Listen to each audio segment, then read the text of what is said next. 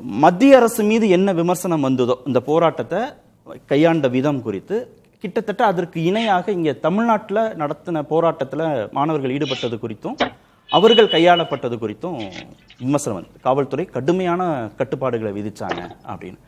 அந்த அளவுக்கு இங்க கையாள வேண்டிய தேவை இருந்துச்சா தமிழ்நாடு காவல்? நீங்க டெல்லியில் நடந்த போராட்டத்தை வச்சு தமிழ்நாட்டில் நடந்த போராட்டத்தோட நம்ம ஈக்குவல் பண்ணி பார்க்க வேண்டும். அணுகுமுறை காவல் அணுகுமுறையில் ஒரு சில இடங்களில் சில காவல்துறையில் கொஞ்சம் கடினமாக நடந்திருக்கிறாங்க, அதில் மாற்று கருத்து கிடையாது. மற்றபடி இங்கே போராட்டம் நடந்துகிட்டு இருக்கு. இப்போ நம்ம கம்யூனிஸ்ட் ஆஃபீஸ் பாலல் நிலையத்தில் நடக்குது, இன்னைக்கு லயோலா காலேஜ் நடந்திருக்கு, நேற்று நியூ காலேஜ் நடந்திருக்கு, மதுரை சட்டக்கல்லூரியில் நடக்குது. அங்கங்கே போராட்டங்கள் நடந்துகிட்டு இருக்கு, தன்னிச்சையாக நடத்துகிறாங்க.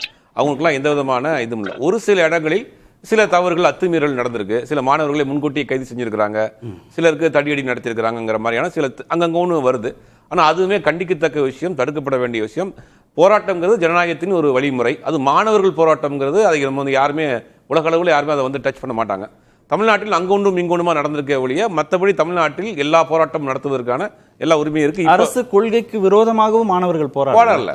நீட் வேண்டான்றது தாவேக அரசின் நிலைப்பாடு இல்ல. தாவேக அரசின் மட்டும் நிலைப்பாடு கிடையாது. தமிழ்நாட்டில் பாஜகவை தவிர எல்லா அரசியல் கட்சிகளும் நீட் விலக்குன்னு கேட்கறாங்க. இன்னைக்கு போராடக்கூடியவர்கள் வந்து அமைச்சரை மாத்திரம் தான் கேட்கறாங்களே ஒழிய நீட் விலக்கு கேட்கல.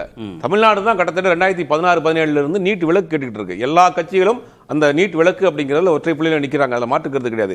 இன்னைக்கு கூட ஆனால் ஒரு அரசாங்கமாக இருக்கிறவங்க நேரடியாக சில விஷயங்களுக்கு ஆதரவு கொடுக்க முடியாது. திமுகவாக இருந்தாலும் சரி, அதிமுகவாக இருந்தாலும் சரி, இன்னைக்கு தாவேக்காக இருந்தாலும் சரி, அவங்க ஒரு வட்டத்துக்குள்ள இருந்தா ஒரு கவர்மெண்ட் ரன் பண்ணிட்டு போகணும். அவங்களுக்கு சில ரெஸ்ட்ரிக்ஷன் இருக்கு. என்ன லிமிட்டேஷன்ஸை வந்து தாண்டினாங்க, அவங்க எந்த பவுண்டரியை மாணவர்கள் தாண்டினாங்க? இல்ல, அந்த இடத்தில் சில அத்துமீறி நடந்திருக்கலாம், அது சமாளிக்கிறதுக்காக தடியை நடத்திருக்கலாம். அதான் எங்க ஏதாவது நம்ம வந்து காட்சிகள்லயோ ஊடகங்கள்லயோ அது மாணவர்கள் அத்துமீறிட்டாங்க இந்த போராட்டத்துல அப்படின்னு ஏதாவது ஒரு செய்தி வந்து இல்ல. ஒரு சில இடங்களில் அந்த மாதிரியான விஷுவல் நம்ம பார்த்தோம். மற்றபடி எல்லா இடங்களிலும் அமைதியான முறையில் போராட்டம் ஜனநாயக ரீதியாக நடந்துட்டு இருக்கு. கோஷம் போட்டாங்க. இல்ல, எல்லா இடத்துல நடந்துட்டு இருக்கு, எல்லா இடத்துலயும் நடக்குது, எங்கேயும் பிரச்சனை இல்லை. அதை தாண்டி மாணவர்கள் அத்துமீறிட்டாங்க. தமிழ்நாட்டில் எங்கேயாவது ஒரு இடத்துல பொது சொத்துக்கு சேதம் நடக்கல, மாணவர்கள் எங்கேயாவது பொதுமக்களுக்கு இடையூறாக நடந்து கொண்டார்கள் அப்படின்னு எங்கேயாவது நம்ம எங்கேயும் இல்ல. தமிழ்நாட்டில் அமைதியாக ஜனநாயக ரீதியாக போராட்டம் நடந்துகிட்டே இருக்கு. சரி, அப்ப அந்த போராட்டத்தில் ஈடுபடக்கூடிய மாணவர்களை ஏன் கைது செய்யணும்? ஒரு காத்திருப்பு போராட்டம் நடத்தணும்னு சொல்ற மாணவர்களை ஏன் கைது செய்யணும்? ஏன் வழக்கு போடணும்? மாணவர்கள் தலைவர்களை பிரிவென்டிவ் அரெஸ்ட் ஏன் பண்ணணும்? இல்ல, அது கண்டிக்கத்தக்க ஒரு விஷயம். அது எந்த அரசாங்கத்துடைய நேரடி அதில் பண்ணாங்களா இல்லை காவல்துறை அதிகாரிகளே முன்னெச்சரிக்கை நடவடிக்கையாக பண்ணாங்களான்னு தெரியல. அது கண்டிக்கத்தக்க ஒரு விஷயம். மற்றபடி பெரும்பாலான இடங்கள்ல இன்னைக்கு போராட்டம் அமைதியாக பிரிச்சிடலாமா? அரசையும் காவல்துறையும் பிரிச்சிடலாமா? பிரிக்க முடியும். ஏன்னா காவல்துறை அரசுடைய அனுமதி இல்லாம செஞ்சிருக்கோன்னு சந்தேகப்படுறாரு அவர். இல்லை, வாய்ப்பு இல்லை. அவர் ஜுபேர் சொல்றது தவறுன்னு நான் பார்க்குறேன். அவர் வந்து இப்போ பாலநிலத்தில் சிபிஐ அலுவலகம் பாலநிலத்தில் நடப்பதே என்னை பொறுத்தவரையில் துரதிருஷ்டவசமானது. ஒரு கட்சி அலுவலகத்தில் ஏன் நடக்கணும்? ஏன்னா பொது இடத்துல நீங்க அனுமதி கொடுக்க மறுக்கிறீங்க. அமைதியான போராட்டத்தை பொது இடத்துல நடத்துறதுக்கு பாலநிலத்துக்கு ஏன் அவங்க போறாங்க? அங்கேயாவது இடம் கிடைக்குதுன்னு போறாங்க. அது பாலநிலத்தில் கூட இந்த அரசு ஏன் அனுமதிச்சது நான் சொல்றேன்னா, சிபிஐயோட 2 எம்எல்ஏக்கள் ஆதரவோட இந்த அரசு நிக்குது. இல்லாட்டி அந்த அனுமதியும் கொடுத்துருக்க மாட்டாங்க, இன்னும் அதையும் கிளியர் பண்ணியிருப்பாங்க.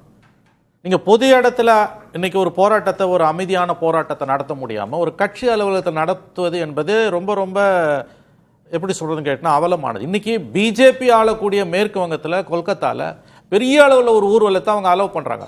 பெங்கால் போலீஸ் அலோவ் பண்ணுது. ஏன் தமிழ்நாட்டில் நீங்க பண்ணல? அப்படியே இது வந்து ஒரு பிரிவென்டிவ் அரெஸ்ட்டை வந்து லோக்கல் போலீஸ் எடுத்ததா அல்லது பொலிட்டிக்கல் லீடர்ஷிப் எடுத்தாங்களான்னு எப்படி நம்ம பிரித்து பார்க்க முடியும்? பொலிட்டிக்கல் லீடர்ஷிப்போட கன்கரன்ஸ் இல்லாமல் அது எப்படி நடக்கும்? அப்போ இது என்ன, எப்படி இதை நீங்க நியாயப்படுத்த முடியும்? நீங்க நீட்டில் உங்க நிலைப்பாடு எதுவாக வேணா இருந்துட்டு போட்டோம். இல்ல, வேண்டாம், அமைதியான ப்ரொடெஸ்ட் வேண்டான்றதான் நிலைப்பாடு. இந்த பிரச்சனை டெல்லியில போராடுறவங்க நீட் வேணான்னு போராடல, ஃபேர் நீட்டுன்னு கேட்கறாங்க, நம்ம பேன் நீட்டுன்னு கேட்கறோம். பிரச்சனை அது கிடையாது. அது ரெண்டையும் குழப்பிக்க வேணாம். அமைதியான போராட்டம், மாணவர்கள் போராட்டம், வன்முறை இல்லாத போராட்டம், நீங்க ஒரு டைம் கொடுத்து ஃபிக்ஸடா பண்ணிட்டு போறோம். இல்ல, எங்க தமிழ்நாடு அரசுக்கு சிக்கல் வந்தது? மாணவர்கள் போராட்டத்தை அனுமதிக்கிறதுல அவங்களுக்கு எங்க நெருக்கடி? அவங்களுக்கு மோடி அரசு கோபித்துக் கொள்ளக்கூடாது. உள்துறை அமைச்சகத்திலிருந்து வந்திருக்கக்கூடிய தாக்கீது என்பது வந்து மாநிலங்களுக்கு இந்த போராட்டம் பரவக்கூடாது. இங்கே தமிழ்நாட்டில் பெரிய அளவில் வந்து ஆல்ரெடி நீட்டுக்கு எதிராக மிகப்பெரிய அளவில் கொதிநிலையில் இருக்கக்கூடிய மாநிலத்தில் இந்த ஜந்தர் மந்தர் போராட்டத்துக்கு ஆதரவாக தமிழ்நாட்டில் பெரிய அளவில் மாணவர் போராட்டங்கள் வெடித்தால் அது மோடி அரசு கோபித்துக் கொள்ளும் என்கின்ற எண்ணத்தில் ஜோசப் விஜய் அரசு அனுமதி கொடுக்க மறுக்கிறது. இதுதான் உண்மை. ஓகே, மத்திய அரசுக்கு எந்த சங்கடம் வந்துடக்கூடாதுன்னு நினைக்கிறாங்களா? எல்லா அரசாங்கம் இருக்கிறப்ப மத்திய அரசு கொடுக்கக்கூடிய சில ஆர்டர்ஸை நம்ம ஃபாலோ பண்ணி தானே ஆகணும். கல்கட்டால அலோவ் பண்றாங்களே, பெங்கால் கவர்மெண்ட், அது BJP government sir. BJP government தான். இங்கே சொல்றேன், புதிதாக வந்திருக்கிறாங்க, அவங்க எப்படி ஹேண்டில் பண்றதுன்னு தெரியாம சில விஷயங்கள் பண்ணியிருக்கலாம்.